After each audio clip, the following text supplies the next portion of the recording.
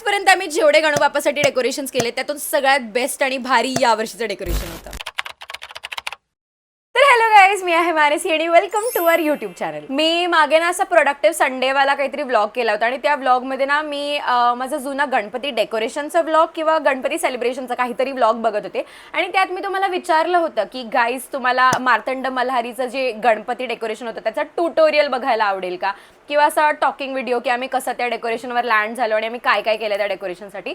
तर त्यावर तुम्ही 2-3 जणांनी मला असं कमेंटमध्ये सांगितलं की प्लीज प्लीज प्लीज तो ट्युटोरियल वगैरे टाक. तर ही व्हिडिओ तुमच्यासाठी, आणि ज्यांनी ना कमेंट नाही केली ही तुमच्यासाठी पण व्हिडिओ, तर नक्की बघा. तर डेकोरेशनबद्दल बोलायची एक छोटीशी बॅक स्टोरी इज की गणबाप्पा ना आमच्याकडे असं चतुर्थीच्या टायमाला नाही आहेत, म्हणजे सप्टेंबर वगैरेच्या टायमाला नाही आहेत, माघी गणेश चतुर्थीच्या टायमाला येतात, विच इज गणबाप्पाचं ओरिजिनल बर्थडे.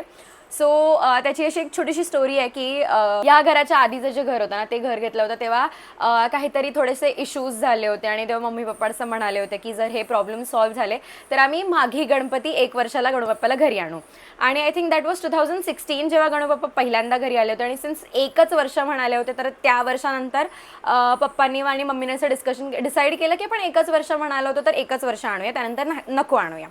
मग त्यानंतर कट्टू जेव्हा मी 12वीला होते तेव्हा मी आणि दीदीनी खूप हट्ट केला की प्लीज आपण पहिल्या वर्षी खूप खूप खूप मजा केली होती, खूप चांगलं असं वाईब्स होते, तर परत आपण प्लीज गणबाप्पाला आणूया का. तो असा 1-2 दिवस मिळतात जिथे आपण सगळे एकत्र असतो, खूप मजा करतो आणि बाप्पाची सेवा वगैरे होते, तर प्लीज आपण तसं करूया का. आणि त्यावर पप्पा म्हणाले होते की जर तुम्ही लोक काम करणार असाल तर मग आपण आणायचं. मी वरले की हां हां प्रॉमिस आम्ही करू. आणि मग 12वीपासून परत स्टार्ट केलं. सो सगळ्यात पहिलं एकदम एक्स्ट्रीम पहिलं म्हणजे 2016ला जे डेकोरेशन होतं ते असं व्हॉट्सॲपवालं डेकोरेशन होतं. मी इथे कुठेतरी असं इमेज ॲड करेन त्याची. आणि त्यानंतर मग जेव्हा स्टार्ट केला मी गणबाप्पाला परत घरी आणणं, त्या वर्षाचं पहिलं डेकोरेशन आम्ही व्हाईट टिश्यू पेपर्सवालं वगैरे केलं होतं, एस्थेटिक लाईटिंग्स वगैरे होते. त्याच्यानंतरचं आम्ही डेकोरेशन केलं होतं ते अष्टविनायक गणपतींचं डेकोरेशन होतं, म्हणजे अष्टविनायक 8 गणपती बाप्पा, मच्छर यार सॉरी 8 गणपती बाप्पा त्यांचे असे आउटलाईन्स वगैरे काढले होते.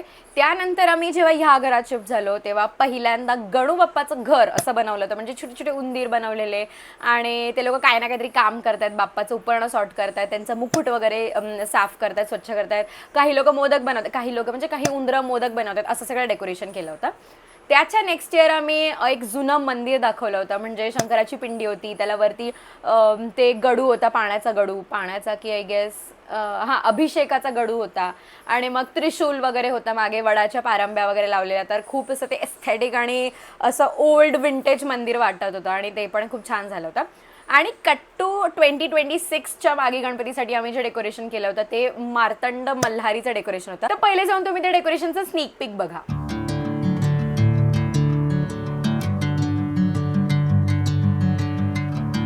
So starting with a very basic, आम्ही दरवर्षी काय करतो, आम्ही 2 मोठे मोठे टेबल्स असे एकमेकांना जॉईंट करून 2 अशा रेक्टँग्युलर सारखं स्क्वेअर सारखं बनवतो, ज्याने की तिथे आम्ही डेकोरेशन करतो. बट ह्या वर्षी आमचं डेकोरेशन खूप मोठं होतं म्हणून आम्ही 4 टेबल्स मागवले होते, 2 असे आणि 2 असे, म्हणजे असे 4 टेबल्स. सो 4 टेबल्सना जॉईंट करून आम्ही एक मोठा आराखडा तयार केला होता. 4ही टेबल्सना 4ही बाजूने आम्ही काठ्या लावल्या होत्या, मागच्या साईडला पण आय गेस 2 मध्ये एक काठी लावली होती. आणि प्रॉपर तो एक असा शेड सारखा असतो ना तसा बनवल्यानंतर आम्ही जे बॉक्स बोर्ड्स असतात, म्हणजे फ्रीजचे बॉक्सेस, टीव्हीचे बॉक्सेस, आम्ही खूप वर्षापासून जमा करून ठेवलेले बॉक्सेस, ते पूर्ण असे 360 डिग्री कवर केले. 360 डिग्री नाही, समोरचा पोर्शन ओपन ठेवून साईडनी, वरतून आणि मागून वगैरे असं कवर केलं. हा एक बेसिक आराखडा तयार झाल्यानंतर व्हॉट वी डिड इज आम्ही न्यूजपेपर घेतले, न्यूजपेपरला असं क्रश करून न्यूजपेपरचे गोळे तयार केले. एक पूर्ण जो पेपर असतो, म्हणजे एक फुल शीट अशी ओपन केल्यावर ती एक फुल शीट होते, त्या पूर्ण शीटचा एक गोळा असे बनवून आम्ही दगडं बनवली होती, खूप सारे दगडं.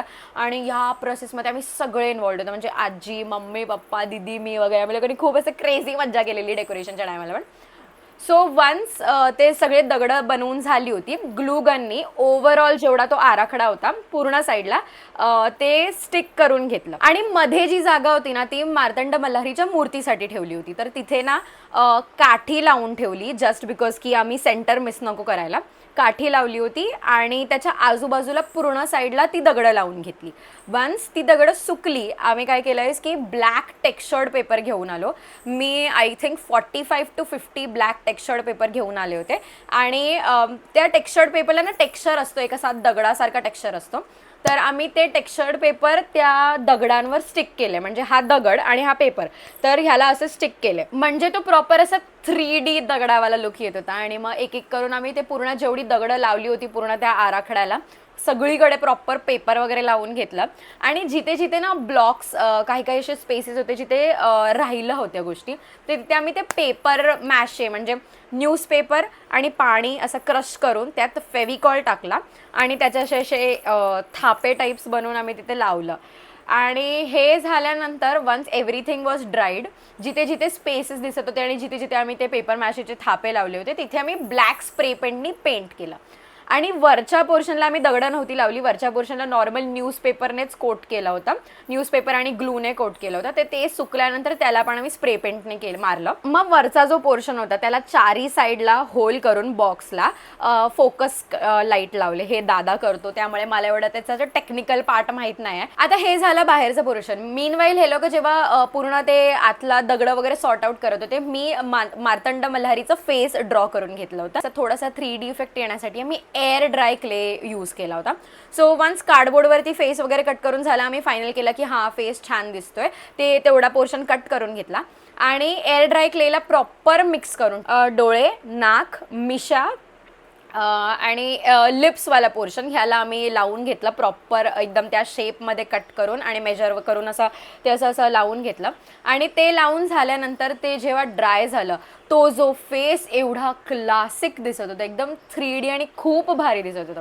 मग वन्स इट वॉज ड्राईड आम्ही त्याच्यावरती ना कलर केला, म्हणजे मळवट भरला होता ना त्याला येल्लो कलर, टिक्क्याला रेड कलर, मग फेसला ना ऑरेंज कलर केला होता बिकॉज मार्तंड मल्हारीची जी ओरिजिनल मूर्ती आहे ना ती ऑरेंज कलरची आहे. तर फेसला ऑरेंज कलर आणि लिप्सला रेड आणि मिशांना ब्लॅक ऑफकोर्स.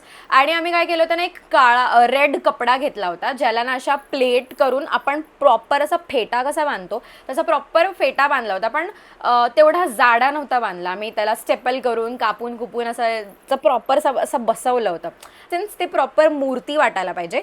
फेसच्या प्रॉपर जेवढा फेस होता तेवढंच अप्पर बॉडी होती आणि त्यापेक्षा डबल लोअर बॉडी होती. ही आमची मेजरमेंट होती.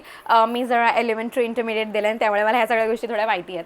तर ते झाल्यानंतर आम्ही काय केलं, मी 2 ब्लाऊज पीसेस घेऊन आले होते. एक ऑरेंज कलरमध्ये जे खालच्या पोर्शनसाठी होता, म्हणजे जे अंगरखाचं खालचं घेरवाला पोर्शन असतं ना त्यासाठी होता. आणि वरच्यासाठी आम्ही एक पिंक ब्लाऊजचा पीस आणला होता जो आय गेस घरी होता. आणि मी एवढी मोठी श्री लिहिलेली बॉर्डर घेऊन आली होती in blue colour I guess, हां ब्ल्यू कलरची मी बॉर्डर आणली होती.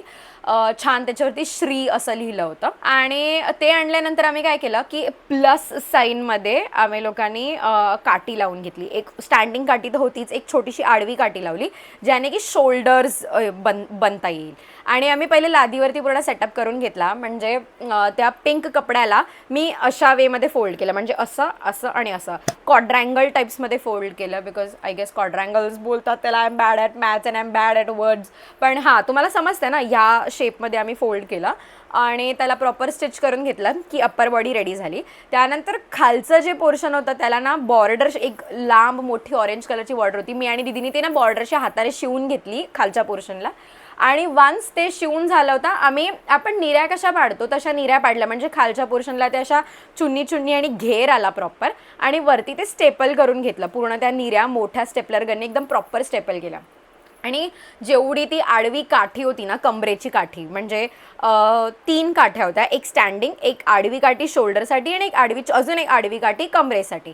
तर कमरेच्या काठीला ते ऑरेंज कलरचं जे पूर्ण होतं ना घेर, अंगरखाचा घेर, ते स्टेपल करून घेतलं. आणि उरलेले जे 2 पोर्शन्स होते त्याला असं साईडने उचलून मागे दगडांना स्टेपल केलं. त्यानंतर आम्ही लावून घेतलं मार्तंड मल्हारीचं फेस लावून घेतला. आणि आमच्याकडे जेवढी ज्वेलरी होती, माझ्याकडे ना कानातल्या पट्ट्या होत्या, मागच्या पट्ट्या, त्या आम्ही इथे लावल्या. फेट्याला लावल्या आणि मी ना बुगड्या कानातले घेऊन आलेली, प्रेसवाले कानातले, पण जे पूजा भंडार असतो ना त्या भंडारातून मी कानातले घेऊन आलेली, जे मार्तंड मल्हारीच्या फेसला म्हणजे कानातले म्हणून लावले. मग मध्ये ती बॉर्डर ती पण स्टेपल करून घेतली. आणि सगळ्यात मेन म्हणजे जो खालचा पोर्शन होता, जो खालचा आम्ही पॉन्ड बनवला होता, तो पॉन्ड जो होता ना, सगळ्यात आधी आम्ही लाईट्स टाकून घेतल्या पूर्ण सगळीकडे. दिवाळीच्या लाईटी टाकल्यावर त्यावर आम्ही एक हार्डकोर प्लास्टिक प्लास्टिकची डबल लेअर टाकली. ते टाकल्यानंतर आम्हाला ना समजत नव्हतं, बिकॉज खालचं जे कलर होतं ना, टेबलचा कलर, मॅटचा कलर, ब्ल्यू कलर दिसत होता आणि तो छान नव्हता दिसत. त्यामुळे आम्ही काय केलं, जिकडे आमच्या साईडला ना कन्स्ट्रक्शन साईट वगैरे चालू होती, कन्स्ट्रक्शन साईटवरून छोटी छोटी काळी दगडं आणली आणि आम्ही पूर्ण ती काळी दगडं पसरवली. पहिले धुवून घेतली ती दगडं, मग त्या पॉन्डमध्ये पसरवली आणि त्यानंतर आम्ही 9 बादल्या पाणी टाकलंय त्या पूर्ण पॉन्डमध्ये. सो सगळं करून झालं होतं. मागचा आराखडा रेडी होता, मग खालचा पॉन्ड रेडी होता, मल्हारीचा फेस डन होता, अप्पर बॉडी, लोअर बॉडी आणि त्याचं ते अंगरखा वगैरे आम्ही प्रॉपर चिपकवलं होतं, ज्वेलरी घालून घेतली होती आणि पाणीही टाकून झालं होतं मधला. आणि नाव it was time for the bestest and the final touch, that was भंडारा उधळायचा होता. पहिले आम्ही ट्राय केला असा हळद मागून त्याचं फुकायचं, असं फू करून, पण ते चांगलं नव्हतं दिसत. सो आम्ही काय केलं असेल, हळद अर्धा किलो मागवली, ती घेतली आणि लिटरली अशी हळद उधळली आहे पूर्ण त्या डेकोरेशनला. आणि बॉस ते एवढं सुंदर दिसत होतं. आणि सुरुवातीला ना जे डेकोरेशनचा जो वरचा पोर्शन होता तिथे आम्ही लिहिलं होतं येळकोट येळकोट जय मल्हार. आणि हे बॉक्स बोर्डवरती लिहून कट करून एक वुडन फ्रेम होती, त्या फ्रेमवरती चिटकवलं आणि त्या फ्रेमला ब्लॅक कलर मारून त्या शब्दांना येलो कलर मारला. सो आमचं ओव्हरऑल डेकोरेशन असं दिसत होतं की येळकोट येळकोट जय मल्हार, मध्ये पूर्ण ब्लॅक स्टोन्स ज्याच्यावरती अख्खा भंडारा उधळला होता, मध्ये मल्हारांची मूर्ती आणि पूर्ण पॉन्ड. आणि तिथे आम्ही 2 पाट चौरंग सेटअप केले होते, 2 चौरंग, आणि ते ना लाकडाचे चौरंग होते, त्यामुळे ते पाण्यात भिजायला नको म्हणून त्यांना असे प्लास्टिकचे सॉक्स घातले होते, म्हणजे प्लास्टिकचा पिशवी आणि त्याला रब्बरने रॅप केलं होतं आणि मग त्यांना पाण्यात ठेवलं होतं. आणि त्यावरती लाल कपडा टाकला होता आणि त्या मागच्या चौरंगावरती बाप्पाला बसवलं होतं, पुढच्या चौरंगावरती सगळे ते आरतीची थाळी, मग काय म्हणतात ते प्रसादाची फळं वगैरे हे सगळं ठेवलं होतं. आणि आमचं फायनल डेकोरेशन असं दिसत होतं. सो ओरिजिनली ना ही डेकोरेशनची आयडिया आमची नाही आहे. ही डेकोरेशनची आयडिया ज्या ताईची आहे ना, मी तिला ऑफकोर्स डिस्क्रिप्शनमध्ये टॅग करेन, कारण त्यांचं इन्स्पो नाही, आम्ही तिची जशी आयडिया तिने जसं ते बनवलं होतं ना डेकोरेशन, एक्झॅक्ट तसंच आम्ही बनवलं. ऑफकोर्स त्या लोकांनी ना खूप ग्रँड लेवलवरती ते बनवलं होतं आणि तेवढं ग्रँड लेवलवरती आम्हाला पॉसिबलच नव्हतं, म्हणून आम्ही जेवढं जमलं तेवढं छोटं ते डेकोरेशन करायचं ट्राय केलं. तर आमचं ना खूप कन्फ्यूज होतो आम्ही की काय करायचं, आणि नेमकी ती रील मला दिसली आणि मी बोलला की बॉस ये तो करना ही है. मग ते आम्ही लोकांनी डिसाईड केलं. आणि जेव्हा आमचं ठरलं की मार्तंड मल्हारीची थीम करायची, त्याच दिवशी आम्ही ठरवून टाकलं की पहिला जो गणपती बाप्पाचा बर्थडेचा दिवस असणार त्या दिवशी येल्लो घालायचं, बस दॅट वॉज इट. फिक्स करायचं की येल्लोच घालायचं. आणि मग सगळ्यांनी येल्लो कपडे घातले होते, बायकांनी येल्लो साड्या, पुरुषांनी येल्लो कुर्ते, व्हाईट सगळं खाली वगैरे घातलेलं, टोप्या घातलेल्या आणि क्रेझी मजा आली. मी डिस्क्रिप्शनमध्ये ना जेवढे गणबाप्पाचे रील्स, शॉर्ट्स वगैरे जे काय मी बनवलेत, मी प्रत्येकाची लिंक टाकेन, म्हणजे तुम्हाला तो पूर्ण डेकोरेशन चारी बाजूने नीट बघता येईल. तर हा होता डेकोरेशन ट्युटोरियलवाला व्हिडिओ. आय होप तुम्हाला आवडला असेल. तर प्लीज लाईक करा, शेअर करा आणि सबस्क्राईब करा. आणि जर तुम्ही हा डेकोरेशन ट्राय केलं तर मला नक्की कमेंट्समध्ये कळवा. थँक्यू.